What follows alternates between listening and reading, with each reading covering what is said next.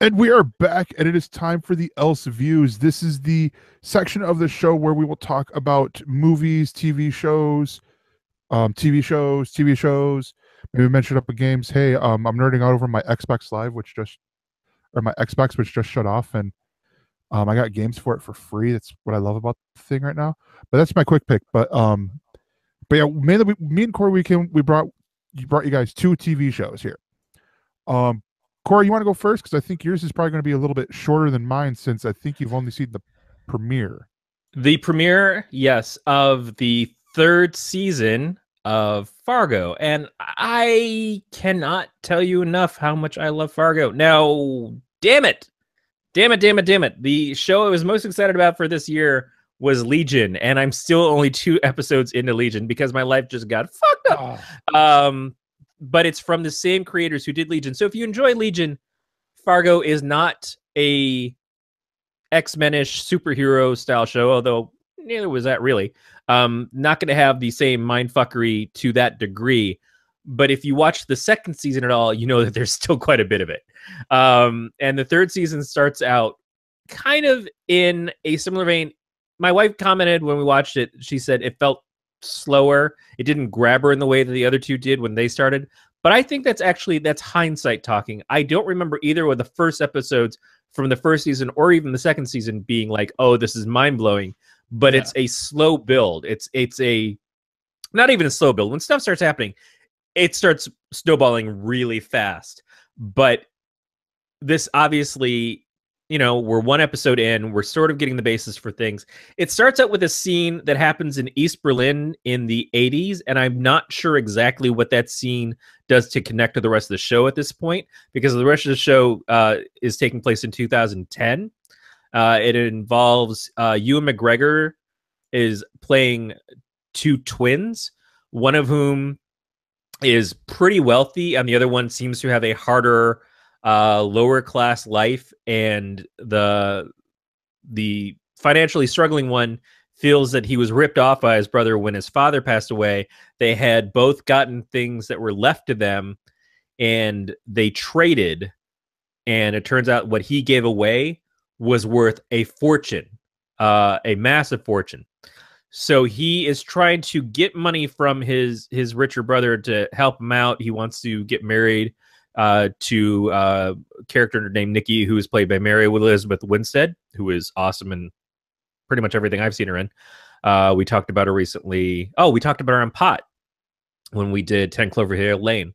Yes, we did. So he goes to his brother for money. His brother basically refuses to give him money for the ring, and he in turn hires somebody to steal it from his brother. The person goes to steal it is a little too high, a little not smart, and fucks things up real bad. We meet the local sheriff / deputy who's police sanctioned police area she was the head of, but now they're all kind of combining into one bigger thing to cover more of the area together. So she's kind of lost her leadership in that position. And as we see going forward, she's going to have to deal with the fact that while she thinks something deeper is going on with what happened, she's not getting support from her new boss. And he treats her like a shit starter. That is similar to themes that happened in the first season of the show, and even to a certain degree the second season. It seems like the cops always have to struggle against the people that they work for to a certain degree. We also meet the richer brother and his business partner have struggled because they were dealing with the real estate fallout in the 2000 teens that happened. Boy, I can relate. And so they borrowed money from a not very reputable source, and they tried to pay back the loan, and they are told, no, it is not a loan. It is an investment in your business. You now work for us. That character is played by David Thewlis, who was from the Harry Potter movies. He played the teacher, Lupin. He's really good in this. Everybody's really good in this. I cannot say enough things about the cast that is chosen, the atmosphere, the music, because as soon as they start playing the opening credits for the show, they start playing Heart, which is just fucking ideal. And my wife looked at me, she goes, well, they're using Heart, so I think I'm in love with it. And then they do this song later on, which is a throat singing monk tune that my wife and I got in this deep conversation in the last couple of minutes of the show. Like, what is throat singing? Like, where does this come from? And I'm like, okay, well, I'll get you some videos and stuff to watch it. So that's the other thing about this is we did this with the second season too, where you wind up watching the thing and you just want to collect all the music from it. It makes a great Spotify playlist if you're into Spotify. I use Google Play Music, but it still works there. Just everything about the show is one of those things that it's going to just build and be incredible. And if you have not watched it yet, go through the first couple of seasons as well. I enjoyed the second season more than the first season, but the first season was a great selling point. It had Billy Bob Thornton. It was really good, but it also seemed very similar to the movie where it changed things. It was important, but I wasn't sure exactly if they were trying to tell the same story as before or not. The second season takes place before that first season, and is actually the father of the deputy that was in the first season.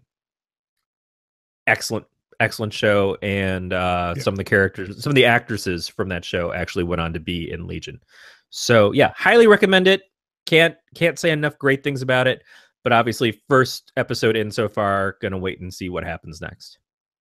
Yeah, so I was trying to remember. I think last week I said I was going to talk about MST3K, The Return, and if I did, I'm sorry I lied, but I decided I'm going to enjoy it as a weekly thing. I'm going to do each episode one at a time instead of binging, and it's partially because of the whole I ain't got time to TV, but mainly because I want to sit and enjoy each episode.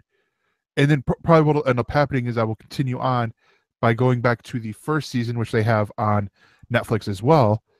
But the show I'm going to talk about today is one that I've enjoyed watching on my Sundays when I have time off, and when I'm not, when I'm all caught up on TV shows, and that's Bill Nye Saves the World. Sorry, I tried to say it like he does in there all the time. This is Bill Nye's return to television, sort of since Bill Nye the Science Guy.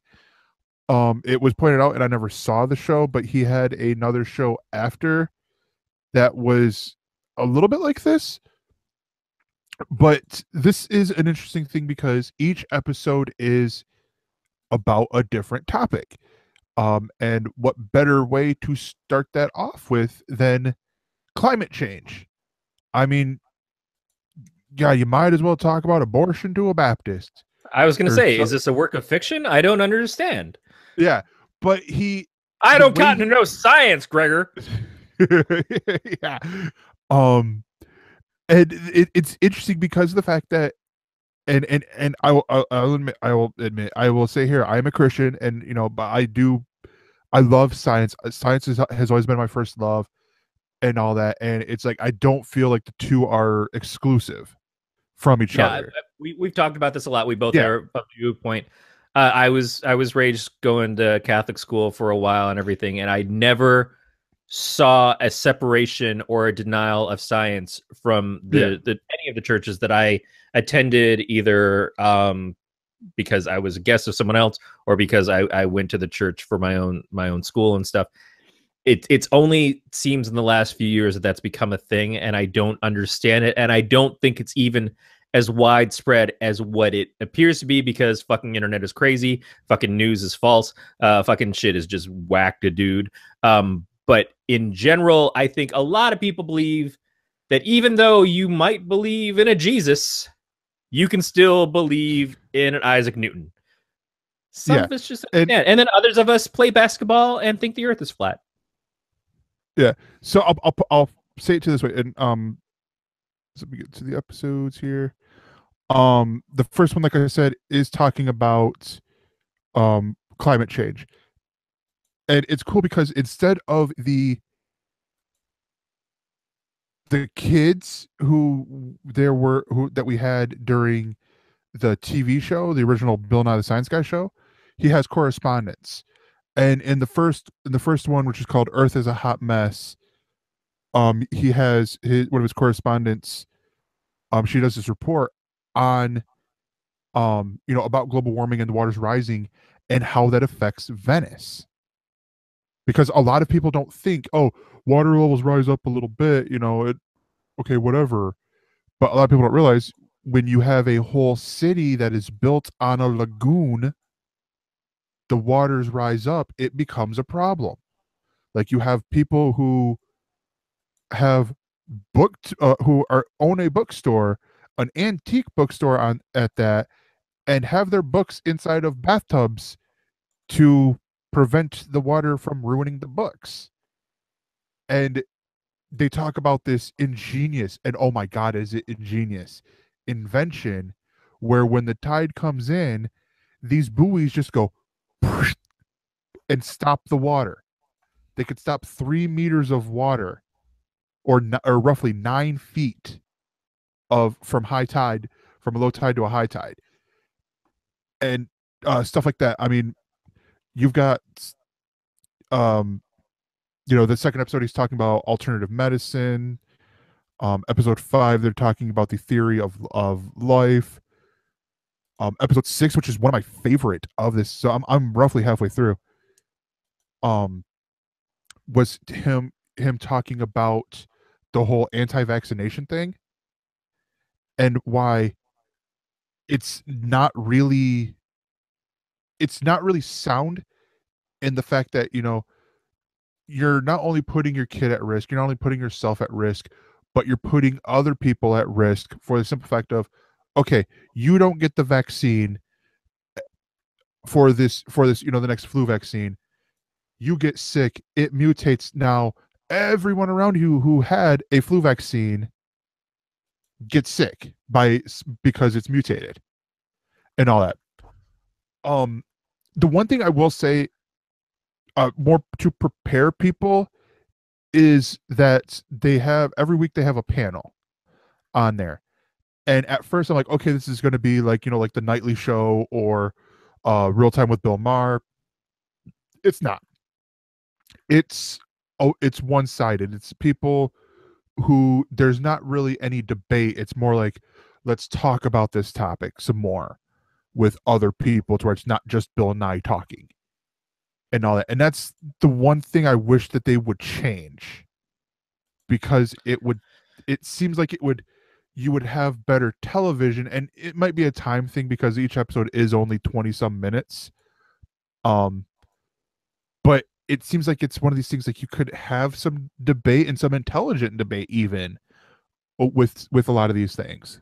Yeah, but one thing I picked up from Bill Nye is that at this point in time, he feels, and I don't necessarily disagree with him, sorry, that there's been too much allowed in the way of the skeptics of things like global warming and stuff, where we've given people a voice even though they haven't earned it. They have nothing to back up their supposed ideas that global warming isn't happening, and it's not man-made climate change, and it's not anything to worry about, and yet they've been given the same airtime as the scientists and stuff who go, no, it is, here's our data, here's everything we have to prove that it's happening, and you're going to give that guy 20 minutes and give me 20 minutes, but he has dick all to show for it, other than the fact that he just yells at the TV, says guy yelling at the internet.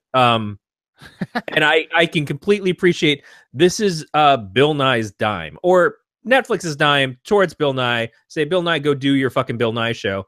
And he's like, yeah, I'm not going to waste the goddamn time on the bullshit. I'm bringing you the actual science. Yeah. I think and it does make sense. And that is true. I mean, the panel part isn't a focus. A lot of it I could see with some of them, like they talked about GMOs, or genetically modified organisms, and they did a man on the street thing with people going, "Oh no, I'll never eat a fucking GMO or anything like that." And yet here, some of the things, like you could see a different, like, you know, having like an educated debate, like when you get to the first episode, it seemed like they had more with the climate change. I think it was the first episode where they had a little bit of a debate, but even then it wasn't a debate. It was people saying things one way, and then it's like, oh, here it gets you know, distorted, and like, let's focus in on here, and it's like, all right, hold up. Or no, it was episode 2, the alternative medicines episode, and all that. But all in all, it is a good show. I highly recommend it. And I think, as our person in chat is pointing out, the Victoria's Secret model, I think that is the first um episode, the correspondent who was on there who talked about who did the report on Venice. And they did talk about in one of the episodes, the transpermia episode, which is the life began when microbial bacterial came from Mars and hit and landed on the Earth, and here we are. Sorry, no. But yeah, so those are our else views, and we will be right back with the else words.